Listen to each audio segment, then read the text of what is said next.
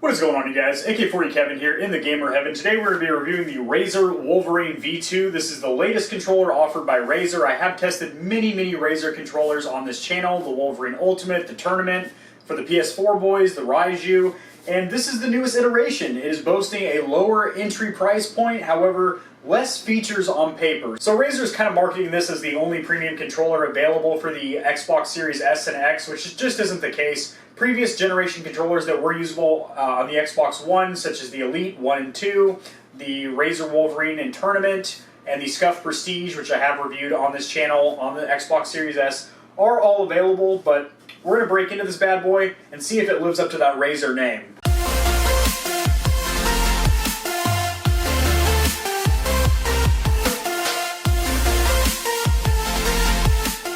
Hey guys, over here at the Stormtrooper desktop, as always, this is where we do our unboxings and whatnot. So, the packaging is always very nice and premium on Razers. That's one thing I will say. They have phenomenal packaging, which you might be thinking, Kevin, why the hell would you give a shit about packaging? The controller is what really counts, and you're not wrong.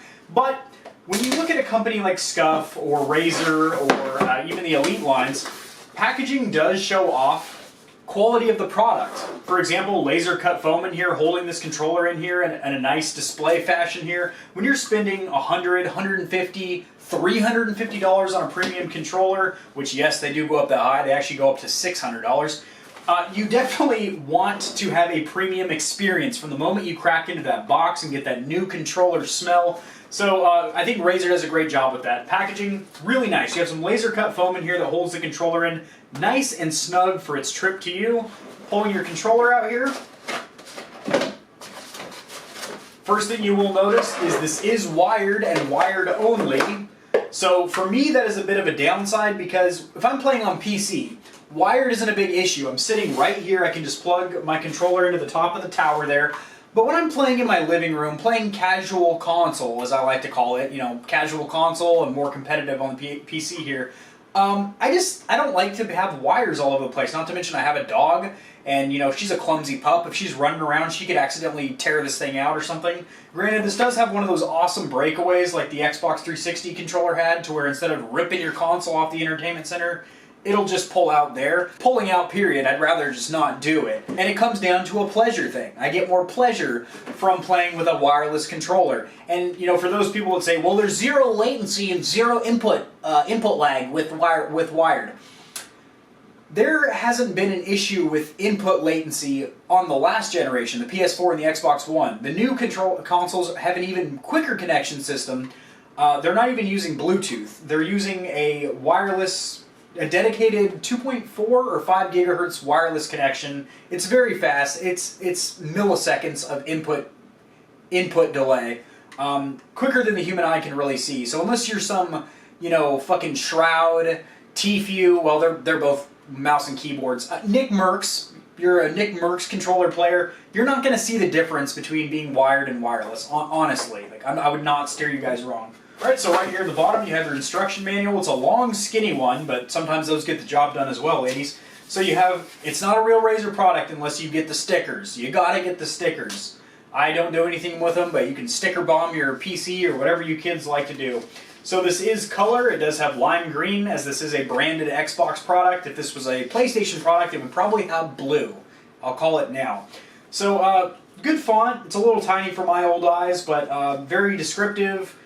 Easy to read, good, nice descriptive pictures. It does have multiple languages, of course.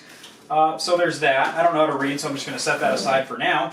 And look at the actual controller itself. So like we mentioned, it has a breakaway. And this is a long cable. I'd say at least 10 feet, if not 12. You do also have this Razer branded rubber tie down. I don't like this quite as much as the what Scuff includes, which is kind of a Velcro tie. But still, I mean, this works to hold your cable back, which is nice. I do also like that it is long, considering if you are going to be wired, you're probably going to be pretty far away from your television if you're sitting back in your couch or even in bed if you have this in your bedroom. So, something to keep in mind. Ergonomically, this feels really good. It's different than an Xbox One controller. It feels much different. In fact, let's get a couple of Xbox controllers over here for weight comparison and also ergonomics. Alright, so this is the new Series S and X controller. They're identical. The X comes with a black, which I have a black one on station here as well, but This is coming in at a hefty 10.4, that's with batteries. This has no batteries in it, so it should be lighter. This is a Cyberpunk 2077 edition Xbox One X controller. 8.5, so I believe with batteries that would come out to 9.8 or just about 10, which seems about right. This bad boy here will try not to get any weight from the wire. This is obviously wired, so it's not going to matter if you have a battery installed or not.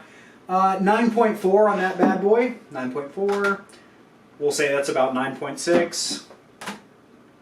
10.4 with batteries. So this is actually lighter, but it feels heavier. I don't know if that's because of the durable materials they use. It definitely does feel quite durable. Now, ergonomically, compared to a standard Xbox Series S controller, it doesn't feel quite as good as far as the shape is concerned. It's not cut up quite as far into the front shell here, but I will say I do like this rubber texture that they use. This just has a perforated plastic on the back with kind of a texture on it, which I do like over the standard Xbox controllers. Granted, this one is a special edition that's rubberized, so it feels really good. But this has a really nice grippy rubber on here, and the shape isn't terrible, but I do feel like my middle fingers want somewhere to rest, and they can't really wrap around properly. If you see that there, it's not perfect. I'd give it about an 8 out of 10 on ergonomics, as were the Xbox One controller, 10 out of 10. It's one of the most ergonomically correct controllers. Analog sticks feel absolutely amazing. Good resistance to them. Seems like it has a very tight dead zone. Snaps back to the neutral position quite quickly. Not to mention, I like the material that they use on these thumbstick caps. They could be a little more grippy, like the Scuff patented rubber, but they do feel good. L3 and R3 feel good. Oh, nice. Nice, guys. So the D-pad has a nice tactile mouse-style click. All the Razer controllers that I've tested have mechanical switches. Yep, sure enough, right there in the face buttons. Best feeling face buttons I've ever felt on Razer controllers. I'm going to bring you guys a little closer. So a standard controller has what's called membrane buttons. There's a rubber plunger in the back here that I have many disassembly videos if you want to see what they look like, but it's just a rubber plunger that actuates them, and it's very sloppy. They don't feel very tight or very tactile or clicky. And then you come over here, and this is just like a mouse or a gaming keyboard. Yeah, those feel absolutely stunning. I've always liked that on Razer controllers.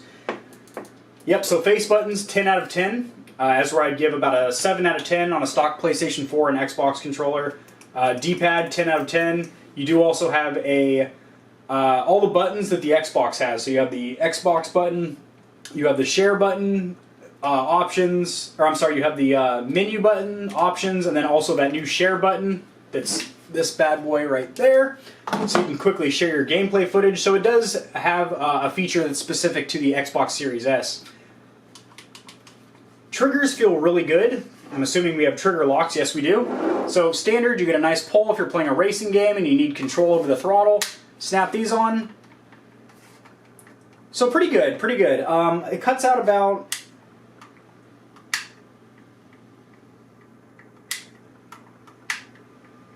45% of the pull. I'm sorry, it cuts out about 55. It leaves about 45.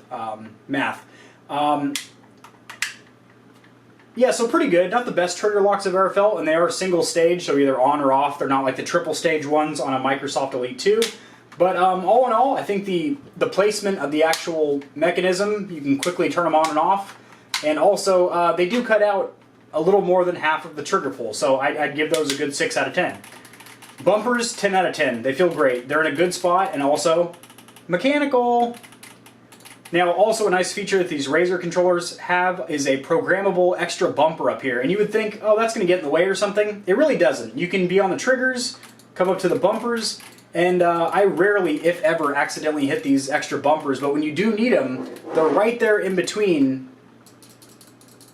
Also very mechanical and clicky. These ones are a little noisy, so if you are streaming or even just mic'd up with your buddies, they might pick that up over the mic, and it could get annoying. But you probably wouldn't use these buttons too much. You probably have them mapped to either one of the face buttons or maybe one of the D-pad buttons. Yeah. So this is usable on PC as well. You just plug it in, it's plug and play, it'll instantly install the drivers, and a lot of you guys probably have a console and PC like myself, and you might want to use this thing on both. If you spend $100 on a controller, which is the MSRP on this by the way, you probably want to use it on multiple platforms. So let's take this in the living room real quick and get to playing.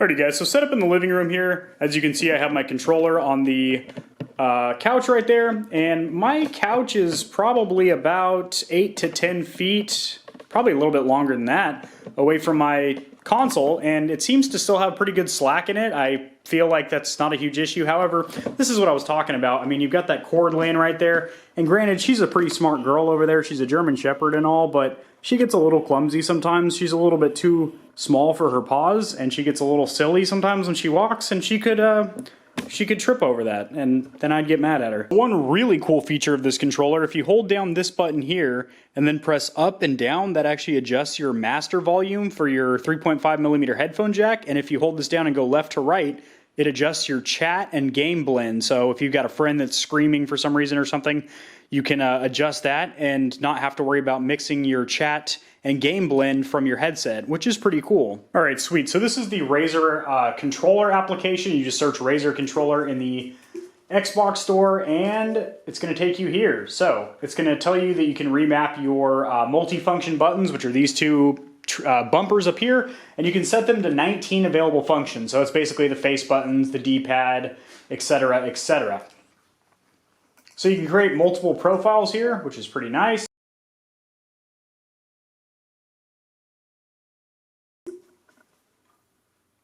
Oh, don't trip over it. I'm watching you. Everyone on YouTube's gonna see if you trip over that. We're gonna see if it happens. Good girl, you're so smart. You went around it because you know better than that. You're so smart. Oh my goodness. All right, so we got profile 1 here. We're gonna edit that right now. So you can do the buttons up here, which is assigned to X and A. I kind of would like a jump and a crouch, so we're gonna make that B. All right, you can also remap these two buttons, which is kind of cool, but I mean, typically you're just gonna leave these view and menu, I would assume. Okay, awesome. So just like on some of the other Razer controllers for Xbox and PC, as you see right now, I wouldn't have this on left stick, it'd probably be on right stick for aiming, but as you see, I'm at full lock. Now, if I press this button up here, it's gonna cut down the travel. So if you're trying to snipe or something like that with a right stick and you hold down this button, it's gonna give you a real precise movement by cutting down the sensitivity of that stick. That's a cool feature. They also have one that increases the sensitivity, so if you're trying to do some snap aiming or something, you can do that as well. So that's a pretty cool feature. And then of course you can adjust your vibration. There is no trigger vibration like the standard Xbox One controller, but there are some very powerful rumble force motors in the palms here, which feels really, really, what's the word? Not violent, very intense. It's a very intense vibration. So that is pretty cool. All right, let's go ahead and play some Halo Master Chief Collection and see how she performs, guys. All right, playing a little Halo Master Chief Collection here. Let's go ahead and dim the lights for you guys, set the mood a little bit so we can get romantic. So I will say it does feel weird not having paddles, just having, let me turn this down just a skosh on the old sound bar there. Not having paddles like the previous Wolverine controllers did, the Tournament and the Wolverine Ultimate. But I will say though, wow, that right sensitivity feels incredibly sensitive. Man, I'm like overshooting because it's so sensitive. Just give me a second, I'll get used to it.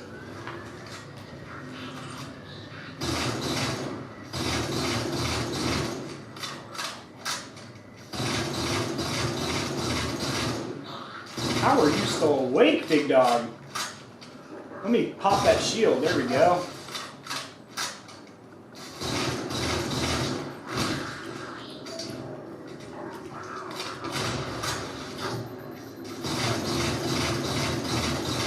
Call me a cameraman the way I'm taking those headshots. It feels good, but again, you know, having a quote-unquote premium controller that doesn't have paddles, considering there are controllers that are $20 cheaper than this, like the Fusion the Power A Fusion Pro, which has 4 paddles. You know, having a premium controller with no paddles is kind of like having a Ferrari with unleaded in it. It's not living up to its full potential. just like me in this game right now.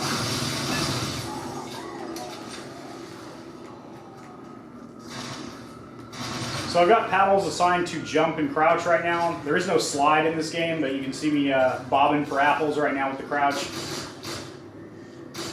Didn't there used to be a zoom on the handgun? Oh, whatever. Fuck it.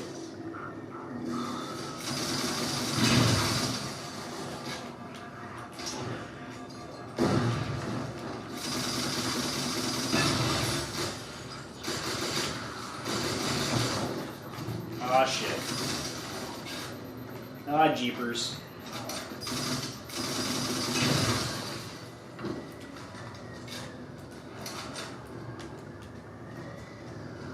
Ergonomically, it feels really good. I don't think it feels as good as an Xbox controller. It's hard to, you know, beat perfection, which I think a standard Xbox controller is damn near perfect.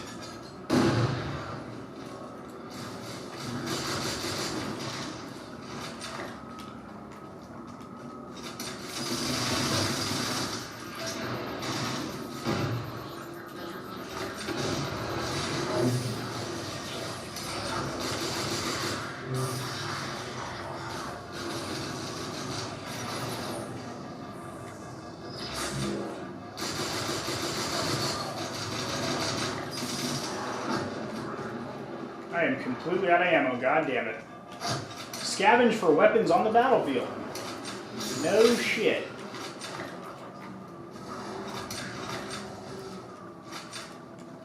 So I do love those mechanical face buttons. Those feel absolutely phenomenal. I did love those in every Razer controller I've ever tried. Come here, big dog. Let me give you that melee. I'm just getting wrecked over here.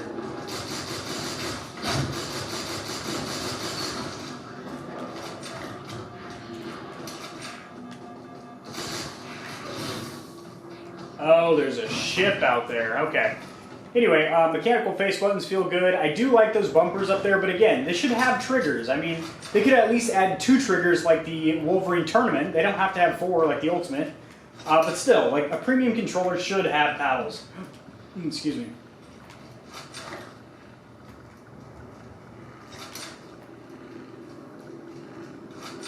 I do like the thumbsticks. I think they feel incredibly responsive. Do a little B-hop in here. Gotta time it just right. Bunny hop our way to the checkpoint. Overall, wow, I got myself a McBanger here with cheese. Yeah, overall, it feels great. Thumbsticks feel good. I love the mechanical bumpers and face buttons. I'm not a huge fan of the fact that it is wired again, just because if you're playing on a console, you're generally in bed or on a couch or something where you want space and not have to worry about a wire. 2, this should have paddles for sure. I think those are literally my only 2 complaints. And if those don't matter to you because you're going to be playing on PC or it doesn't bother you to have a wire in your console, and you don't really need paddles, you just want the little bit of extra features that this controller does have, it's definitely a solid controller for you, and I don't feel like you'd be in the wrong for picking it up. I will have this link in the description below. That is an affiliate link, so if you guys do purchase it, you won't pay an extra penny, but I will get a couple shekels thrown my way for referring you guys. Alright, that's going to do it, and I'll see you guys in the next video. Peace.